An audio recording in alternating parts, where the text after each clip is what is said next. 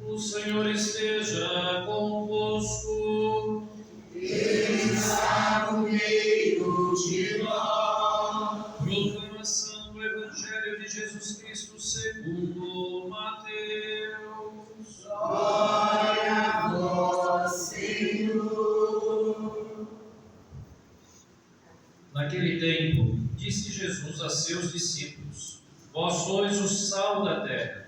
Ora, se o sal se tornar insosso, com que salgaremos? Ele não servirá para mais nada, senão para ser jogado fora e ser pisado pelos homens. Vós sois a luz do mundo. Não pode ficar escondida uma cidade construída sobre o monte.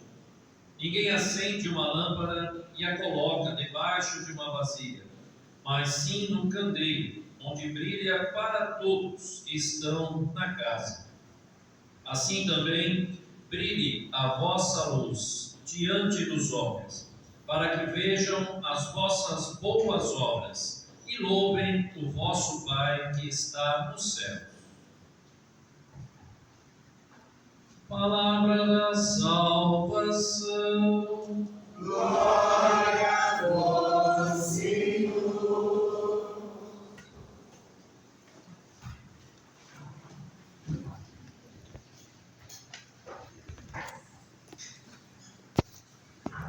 Em nome do Pai, do Filho e do Espírito Santo. Amém.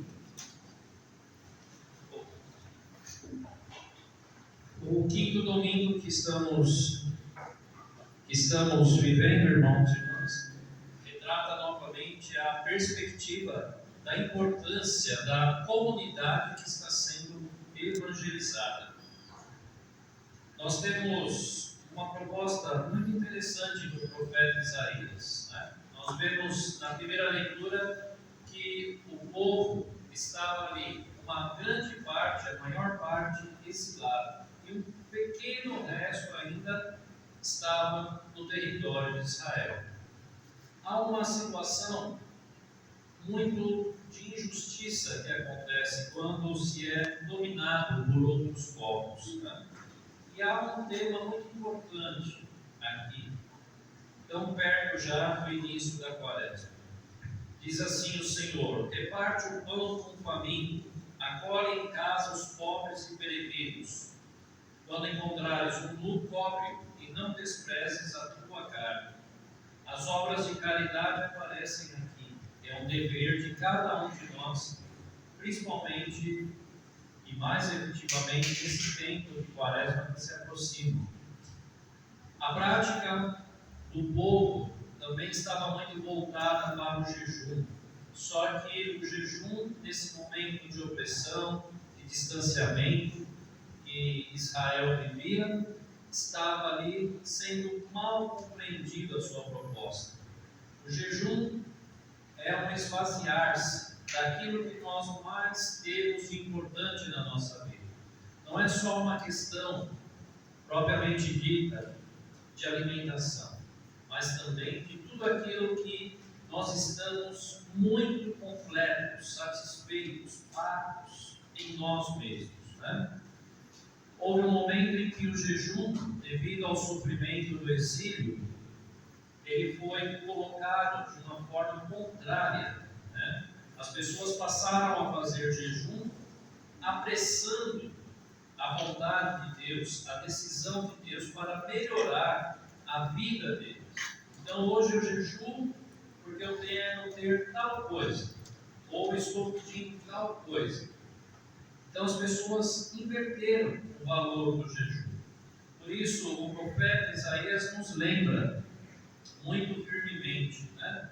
Que o jejum tem um objetivo: esvaziar-se e deixar com que Deus preencha exatamente aquilo que está parte de você, né? Para isso o profeta faz menção que brilhará em cada homem, em cada mulher, uma luz, né? Uma luz como a aurora, e tua saúde há de recuperar-se mais depressa. À frente caminhará a tua justiça, e a glória do Senhor te seguirá. O que nós podemos ver? Que quando o jejum retoma a sua proposta inicial, então Deus se agrada novamente daquele homem e daquela mulher, e vai dar força, tanto do corpo quanto a do espírito, a saúde do corpo e a saúde também do espírito, para que ele seja, diante de uma sociedade que ele está vivendo, cruel, ele seja justo e justo. Pessoas que realmente acreditam na providência de Deus. E essa providência, mesmo em tempos difíceis, ela pode se manifestar de uma forma acolhedora, que agrade a Deus. Mesmo na dificuldade, quando estamos precisando de alguma coisa, o jejum vem ao encontro na confiança que Deus vai suprir aquela necessidade que está faltando no momento. E que, de uma vez suprida também, nós podemos aproveitar a bondade de Deus e se tornar pessoas mais justas, mesmo em momentos difíceis da nossa vida.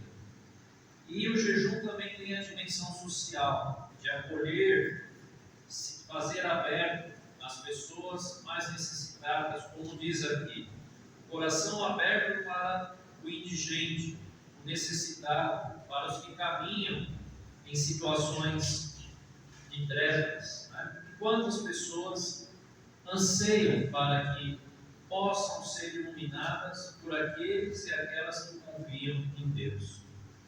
A carta de São Paulo aos Coríntios, na segunda leitura, nos apresenta também um modelo já de comunidade que está sendo evangelizada. A comunidade de Corinto é uma comunidade muito difícil, né? É desta parte que nós observamos aquela outra leitura que foi lida durante a semana, um trecho dela. Uns dizem que somos de Pedro, outros dizem que somos seguidores de Paulo. O que diz então o apóstolo para ensinar novamente o sentido?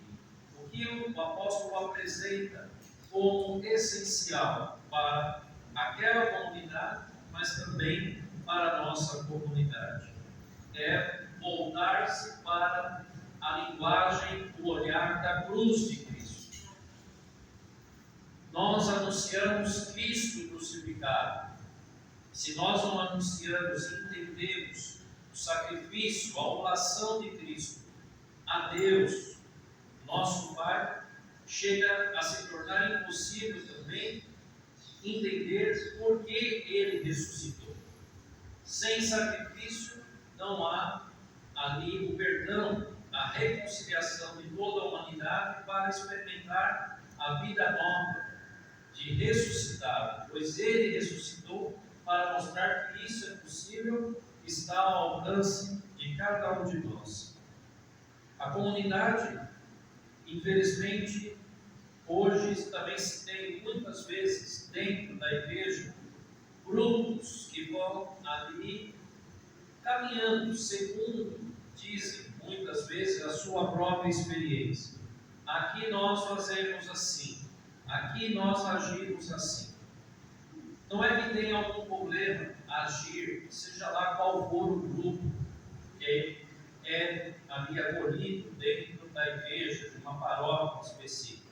Nós temos muitos grupos hoje, grupos de oração, movimentos, novas comunidades, só que muitas vezes, principalmente quando está se desenvolvendo, como em Corinto, ainda estava nascendo, caminhando a comunidade, o que acontece? Começa a desviar o olhar central da cruz e se volta para os achismos de si mesmo dos membros da comunidade, muitas vezes. E aí dá errado, porque se perde aquilo que nós chamamos, né, de comunhão, se perde também a iluminação, porque o Cristo é luz para que nós possamos iluminar a luz dele, a comunidade, a vivência que nós desejamos ter em comunidade. Por isso, aqui São Paulo está dizendo aqui: eu não recorri a uma linguagem elevada, ao prestígio da sabedoria humana. Nessa região de Corinto, as pessoas tinham muito conhecimento humano, né? A matemática, a filosofia, a razão, tudo isso era dito ali. É a região que também abarcou o conhecimento dos filósofos antigos. Porém, o que nós temos que entender, o que nós temos que compartilhar, todas as vezes que a nossa razão, a nossa sabedoria entra na vida da comunidade, nós perdemos o rumo do Evangelho. Porque aí entra o que eu acho, o que eu penso. E nós já sabemos o que devemos pensar e saber e agir. É viver o Evangelho de Cristo. É viver o Evangelho de Cristo. Por isso, São Paulo volta ao início de tudo, para lembrar que muitas vezes nós também temos que voltar ao início de tudo. O que ele faz? Olha, eu anuncio a Jesus Cristo e este crucificado. É o querido. Jesus está crucificado, deu a sua vida e ressuscita cada um de nós. Quando a gente esquece um pouco disso, a gente passa a inventar um modo de ser comunidade ou um modo de ser igreja, que é pior ainda. Então, São Paulo faz com que eles voltem ao desejo inicial, à catequese inicial, ao amor primeiro. Entender o olhar para Cristo, que deu a sua vida para a comunidade receber a vida. E a vida em abundância que ele veio trazer. Né? Imagina se hoje a gente chega, aí eu venho aqui, o padre, o bispo, olha, hoje a homilia vai ser sobre uma teologia moral. Hoje vou usar de homilética. Hoje eu vou usar de metafísica. O que seria isso? Muitas vezes, né, alguém tem um conhecimento que não está a favor, e deve estar a favor da cruz, mas não usa a favor do mistério da cruz e da ressurreição. A pessoa que vem e olha, fica aparecendo diante da comunidade, fala, olha, quanta sabedoria, quanta inteligência, só que de um nível humano.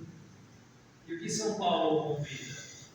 Olha, a minha palavra e a minha pregação não tinham nada dos discursos persuasivos da sabedoria, mas era uma demonstração do poder do Espírito. Aqui está a diferença. O poder do Espírito Santo. Se você foi evangelizado, se você vive pela conversão que você escutou e vive na fé que você escutou, o Espírito Santo agiu com poder. Agora, querer usar o que você recebeu para um outro poder que é humano e não do Espírito, aí a situação complica, gera divisão e confusão na comunidade. Porque o poder de Deus não opera. Que opera o poder e a sabedoria dos próprios homens, que não se sustentam. O Espírito sustenta. A sabedoria humana, ela é falha e precisa ser sempre ali atualizada, e ela vai falhar novamente. A vossa fé deve se basear no poder de Deus e não na sabedoria dos homens. Esse é o risco de estarmos muitas vezes na igreja, dentro de um grupo, da paróquia, da comunidade, de arriscarmos ali uma caminhada humana e e não desejar o poder do Espírito dentro dessa mesma igreja. O Evangelho hoje para nós é a continuação do Sermão da Montanha que estamos estudando, né? Domingo passado, as bem-aventuranças, né? Toda bem-aventurança é o catecismo perfeito de cada cristão, de cada cristã. A bem-aventurança faz uma proposta e dá uma recompensa. Bem-aventurados os pobres em espírito.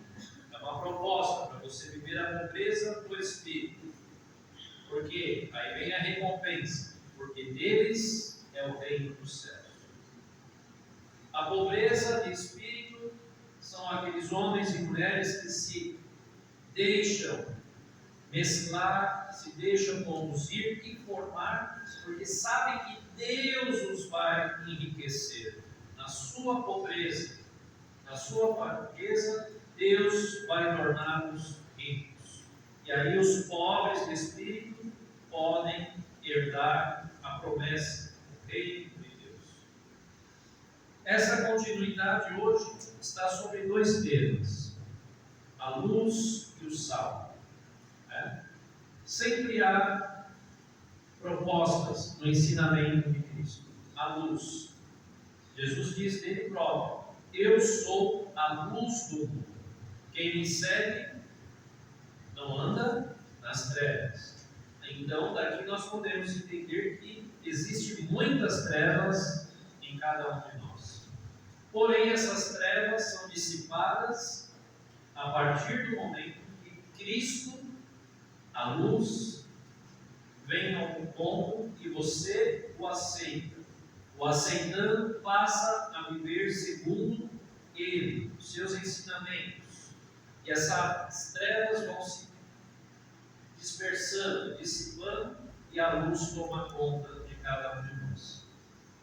Hoje o Evangelho nos lembra o nosso batismo. Nós recebemos a luz de Cristo. Os pais recebem do presbítero, do diácono, do bispo. Receba a luz de Cristo para a criança, para lembrar que os pais são os catequistas das crianças, os primeiros, os mais importantes, porque se, conforme a criança for crescendo e não ver o exemplo de fé, de acreditar nos pais, como eu posso então oferecer a luz de Cristo a esta criança quando ela já começar a compreender por si só? Então é necessário sempre arriscar cada vez mais, evangelizar. E como os pais devem evangelizar, como São Paulo disse, conforme a maturidade das crianças, apontando a cruz, o sacrifício, a entrega e também a ressurreição. O sacrifício veio a ressurreição, a vida eterna. E o sal? Para que serve o sal? Para que serve o sal? Para dar sabor. Essa é a nossa primeira resposta, sempre, né? Porém, antes do sabor, o sal tem uma função básica. Qual é? Nós colocamos um pouquinho de sal também na boca. A mãe coloca, né?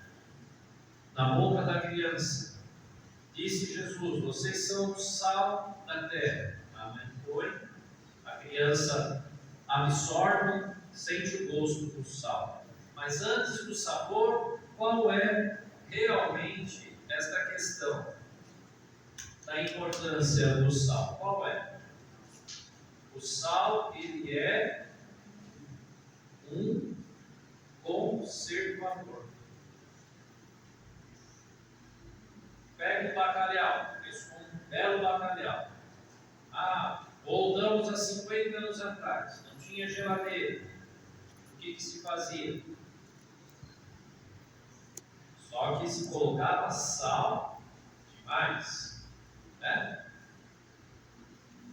Temos que ter bastante sal para nos mantermos conservados na nossa fé. Se conservar, o sal nos lembra, você deve se conservar na fé que você recebeu. Saltar demais. Não dá para sentir o sabor. Aí vem a questão do sabor, né? Se eu salto demais uma comida, não consigo comer. Se eu salto de menos, fica insosso.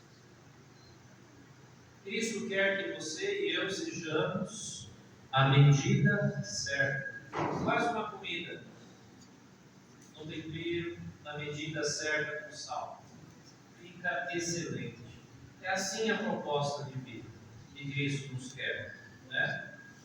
O sal não deve se tornar algo insosso. A nossa experiência, a nossa fé não se deve tornar insosso, pesada para as pessoas. Ao contrário, quando o sal falta, eu me recorro à luz. E a luz eu não coloco o meu testemunho embaixo da mesa, porque ninguém vai ver. Ninguém. Mas com a minha ação de vida, a minha prestação, e aí nós entendemos o profeta Isaías.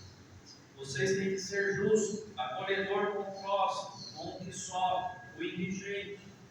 Se você acredita em Cristo, você faz a verdadeira caridade. E você está sendo luz, está sendo vista pela comunidade. Porque a partir do momento em que você mesmo falar, eu sou uma pessoa iluminada mesmo, aí se perdeu todo o contexto de catequese e evangelização. É preciso que as pessoas reconheçam, mas não reconheçam para o seu próprio bem. Olha, agora eu sou isso, eu sou aquilo. Não. Se vem em você uma pessoa iluminada, é porque você está no caminho seguro da fé. Permaneça. E para conservar a sua fé, sal, sal, sal. E para viver esta fé que está sendo conservada, viva sem exageros, nem mais nem menos, na medida certa. E aí o sabor aparece. E aí nós vamos se tornar agradáveis a Deus, a Cristo e aos irmãos. A liturgia de hoje, então, encerra aqui dizendo, né? Para que tudo isso? Para que viver o nosso olhar em Cristo? Para que viver o nosso batismo em Cristo? Ser iluminados por Cristo, viver por Ele, ser alimentados por Ele. Para quê? Olha aqui, ó. Da mesma forma que tudo isso acontece para que vejam as vossas boas obras. E o mais importante, se estamos nesse caminho seguro, louvem o vosso Pai que está nos céus. Deus, o Pai. Tudo isso serve para louvar o Pai que está nos céus, que está ali, zelando e nos aguardando para um encontro de vida eterna. Então, vivamos o nosso batismo e saibamos viver a nossa fé em comunidade, de uma forma equilibrada. Não precisa ser mais nem menos, equilibrado. Louvado seja nosso Senhor Jesus Cristo. Para sempre seja louvado.